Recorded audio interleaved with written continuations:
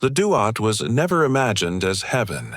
It was never designed to reward the dead, to comfort them, or to promise peace beyond life. For the ancient Egyptians, the afterlife was not a destination waiting passively after death. It was a passage under constant threat, a realm that existed beneath the world, not as a place of rest, but as a condition of movement, resistance, and survival. A space that awakened only when the sun disappeared beyond the western horizon. By day, the world belonged to the living. By night, another world opened. When the sun set, Ra did not vanish. He descended. Each night the solar bark entered the Duat and began its journey through darkness. Not once in myth, not symbolically, but every single night. The Egyptians believed that if this journey failed, dawn would never return. Time itself would stop. Order would collapse. Creation would dissolve back into chaos. This belief shaped everything. It shaped how they understood death, how they prepared the body, how they memorized names, spells, and paths. Because the Duat was not a realm meant to be explored. It was a system meant to be crossed, and crossing it required precision. The Duat did not exist all at once. It unfolded. 12 regions, 12 hours of night, each hour with its own geography, guardians, and risks. Time inside the Duat was not linear. It fractured into stages. Fail one stage, and the journey ended there. There was no second attempt. The Duat was not a single place. It was a sequence of thresholds. Rivers did not always give life. Some burned. Some reflected inverted worlds where direction collapsed. Fields did not always produce food. Some were filled with blades. Others with the remains of those who had failed before. Darkness itself became terrain. It blocked movement. It erased orientation. Nothing in the Duat was random. Every region existed to test continuity.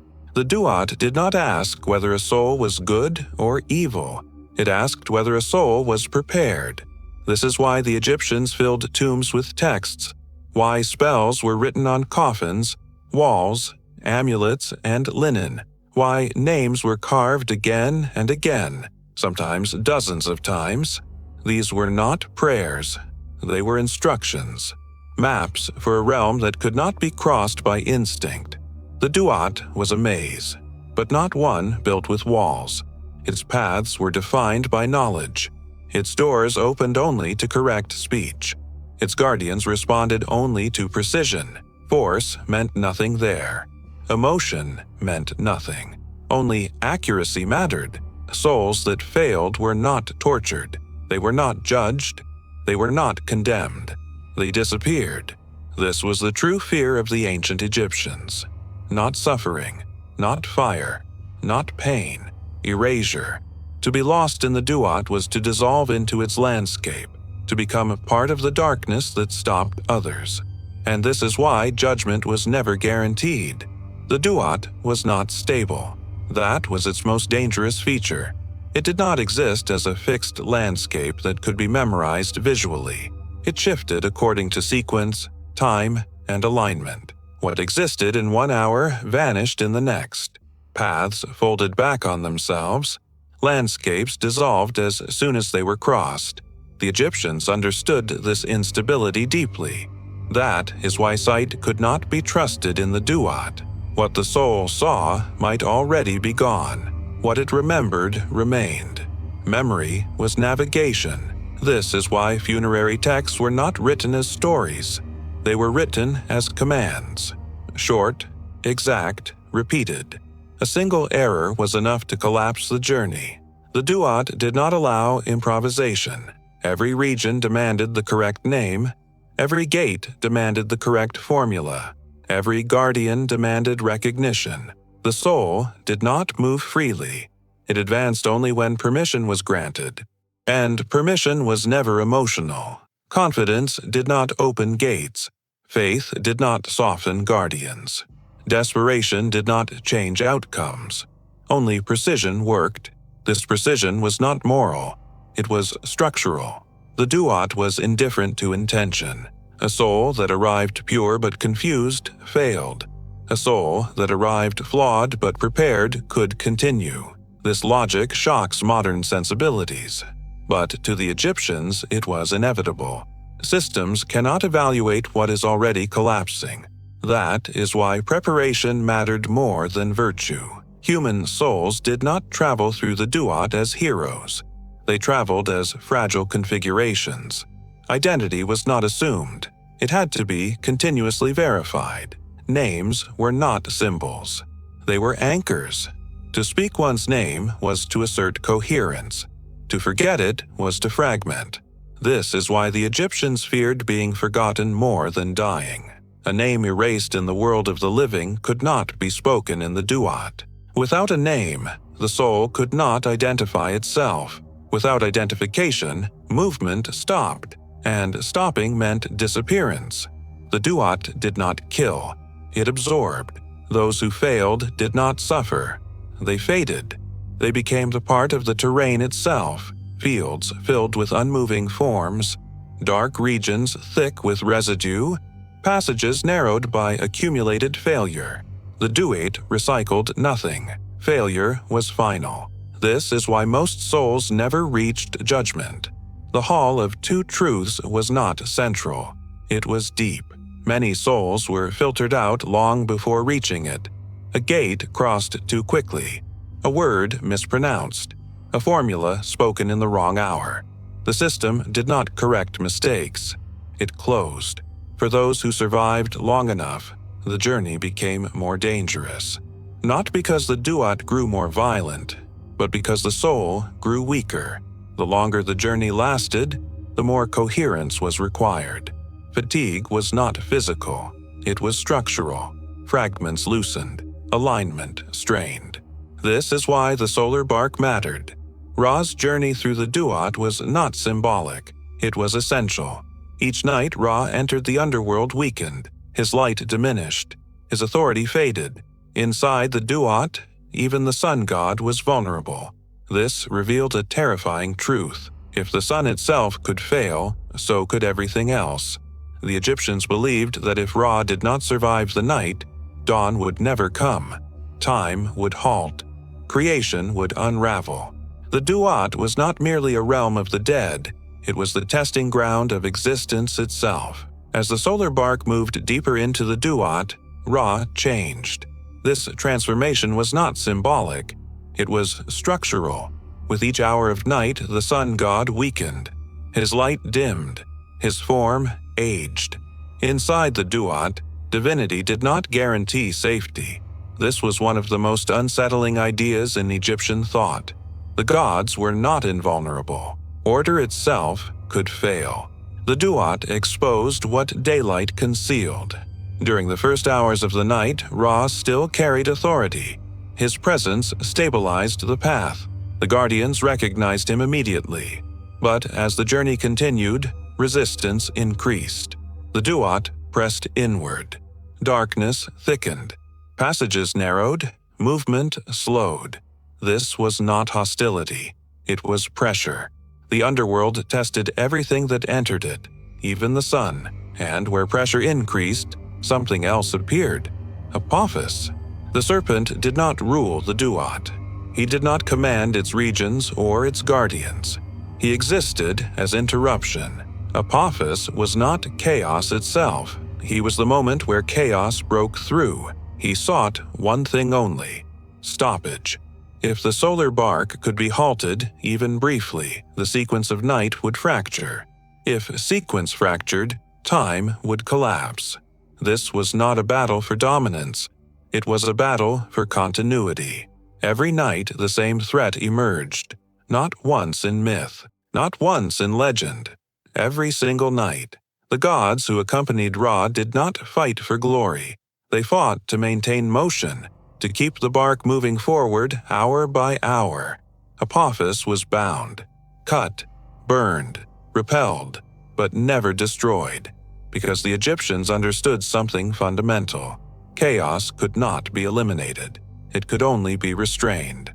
Apophis returned because collapse was always possible. Without constant resistance, order dissolved. The Duat existed because this struggle existed. It was not merely a passage for souls. It was the arena where existence defended itself against failure. Human souls did not confront Apophis directly. They suffered the consequences of his presence. Where the serpent stirred, paths became unstable. Where he resisted, gates malfunctioned. Where he pressed hardest, entire regions collapsed into silence. Souls caught in these zones did not fight. They failed. Not dramatically, not violently. They stopped. Movement ceased. Orientation dissolved, and without movement, survival ended. This is why the Duat demanded continuous progression. Stagnation was not neutral. It was fatal. Some regions of the Duat were loud with danger. Others were terrifying in their stillness. Fields where souls stood motionless, neither advancing nor dissolving. They had not failed completely, but they could no longer move. This was another form of collapse. The Egyptians feared these regions deeply because they revealed a truth that was difficult to accept, that survival required momentum, that continuity depended on motion, that stopping was as dangerous as falling apart. The Duat was not cruel, it was exact, and exactness allowed no pause. This is why preparation in life mattered so intensely. The soul entered the Duat already under pressure. Every error magnified that pressure. Every hesitation weakened coherence. Every forgotten name loosened alignment. Human souls were not escorted gently. They were filtered.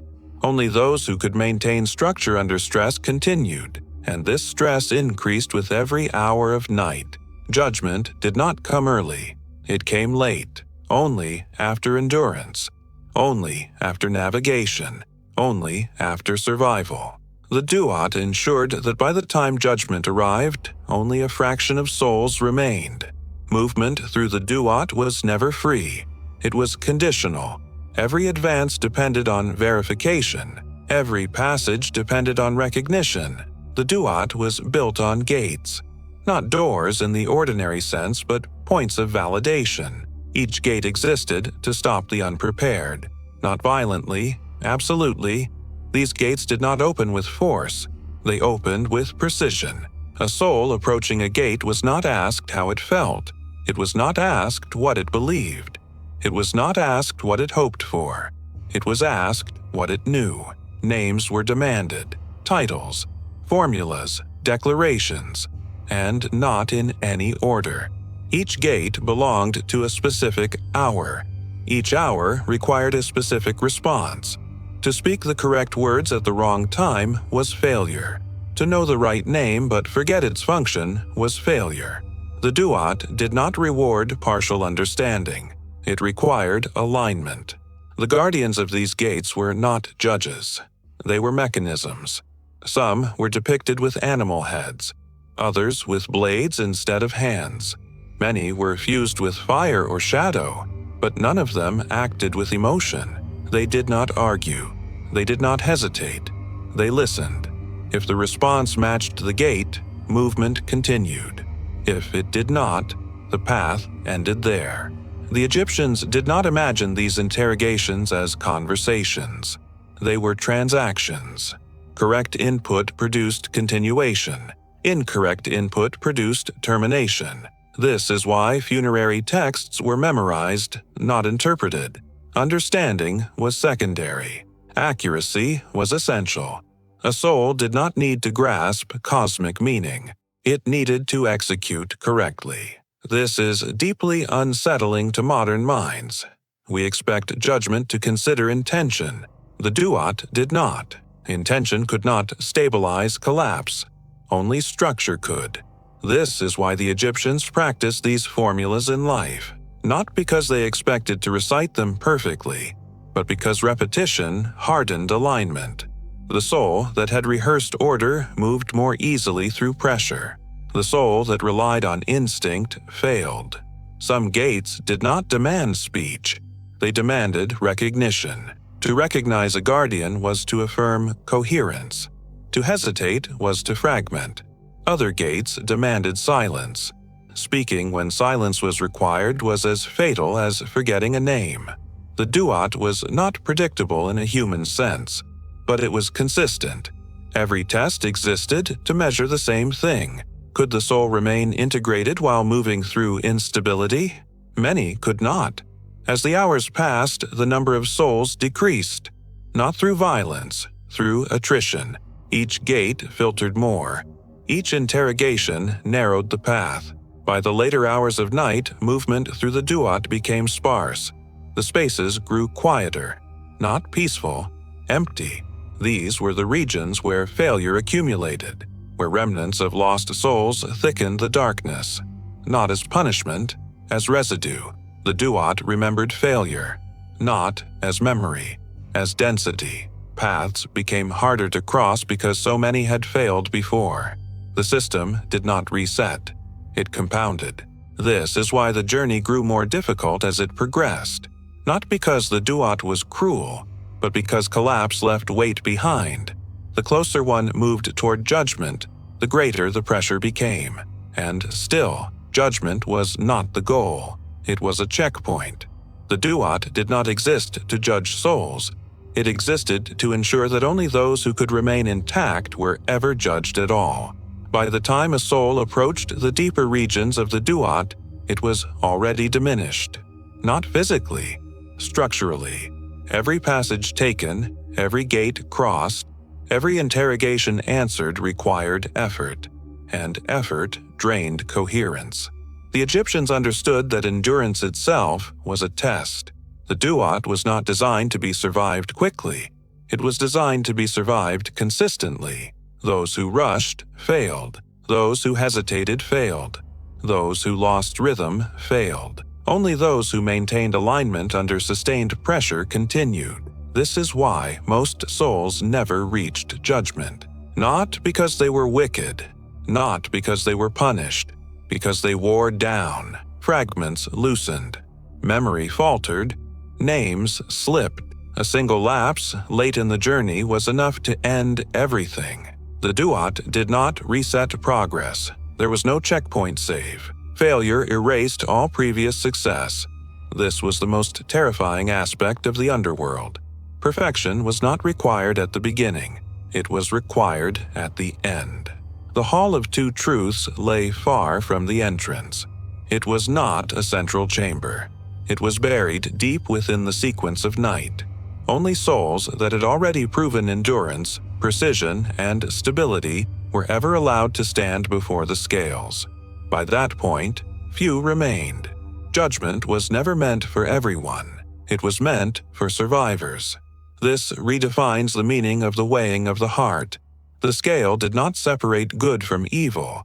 It separated what could still hold form from what could not.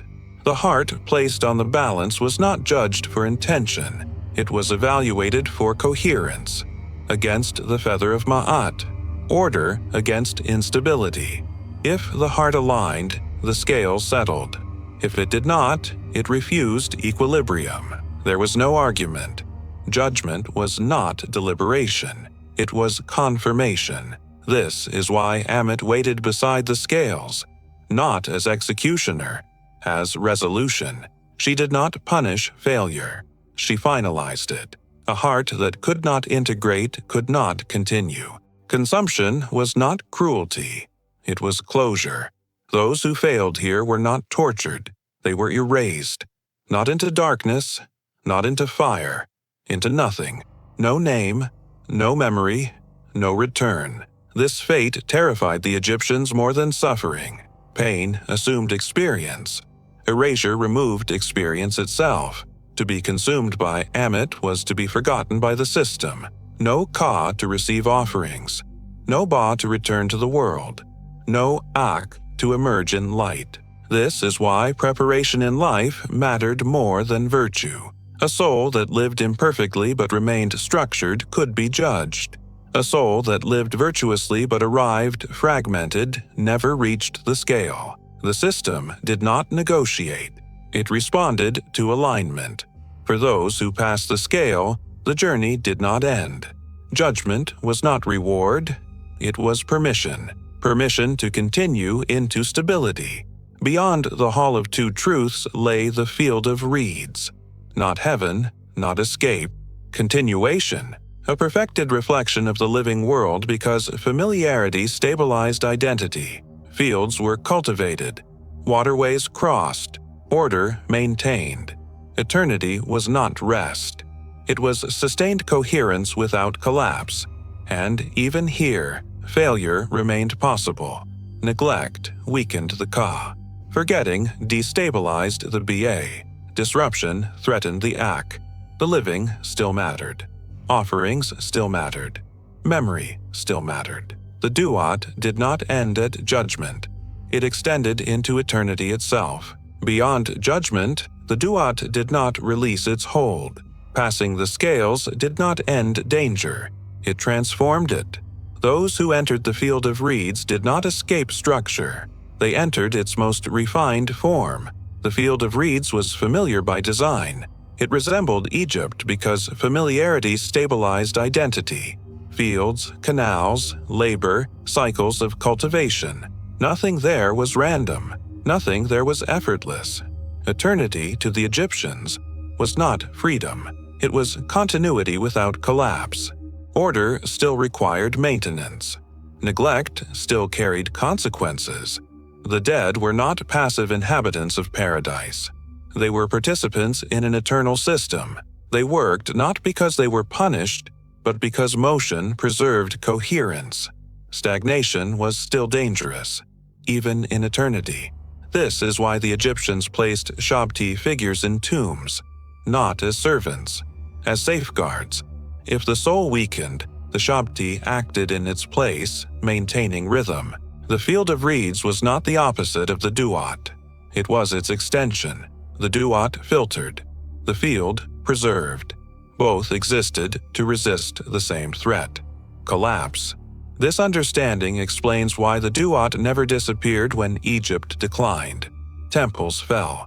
Priesthoods vanished. Rituals were forgotten. But the duat was not a place that required buildings. It was a model, a way of understanding transition under pressure.